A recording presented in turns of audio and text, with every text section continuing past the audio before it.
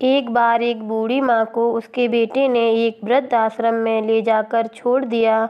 इस माँ का ये वही इकलौता बेटा था जिसके लिए इस माँ ने जीवन भर संघर्ष किया। इस बेटे के लिए वो सब कुछ किया जो एक माँ को करना चाहिए या माँ कर सकती है, और आज भी अपने बेटे को किसी भी तरह की परेशानी ना हो इसलिए आश्रम में रहने के लिए तैयार हो गई।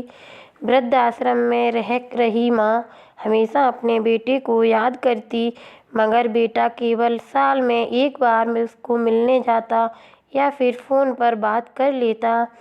कई साल बीत गए। वृद्ध आश्रम से बेटे को एक दिन फ़ोन आया। उन्होंने कहा, बेटा जल्दी से आश्रम आ जाओ, अपनी माँ से मिल लो, वो बहुत सीरियस हैं।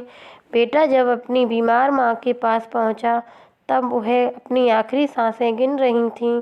बेटे ने अपनी माँ से उसकी आखिरी इच्छा पूछते हुए कहा, माँ मैं तुम्हारे लिए क्या कर सकता हूँ, बताओ। माँ ने कहा, बेटा इस आश्रम में गर्मी और मच्छर बहुत ज़्यादा हैं, यहाँ पर कुछ पंखे लगवा देना। फ्रिज न होने की वजह से यहाँ पर हम बूढ़ों को कई बार भूखे पेट ही सोना पड़ता है, क्योंकि किसी के द्वारा दिया हुआ खाना खराब हो जाता है।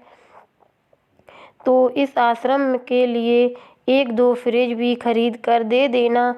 बेटे ने अपनी माँ की सारी बात सुनी और अपनी माँ से पूछा, आपने इतने साल यहाँ पर निकाल दिए पर आपने कभी भी यह बातें मुझसे नहीं कहीं, और अब जब आपके पास टाइम नहीं बचा है तब आप ये सब कह रही हैं, ऐसा क्यों?